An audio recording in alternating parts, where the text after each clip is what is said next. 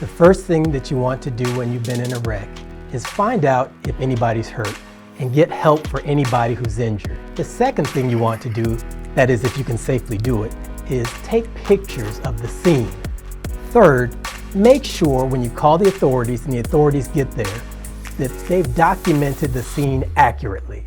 And last but not least, the fourth thing you want to do is contact an attorney. Don't talk to the adjuster. All the adjuster wants to do is save the insurance company money.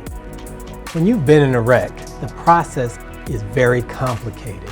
You're taking care of your injuries, there's a lot of paperwork, you're trying to get back to work. Having an attorney will guide you through that process, make sure you're not taken advantage of, and protect your rights.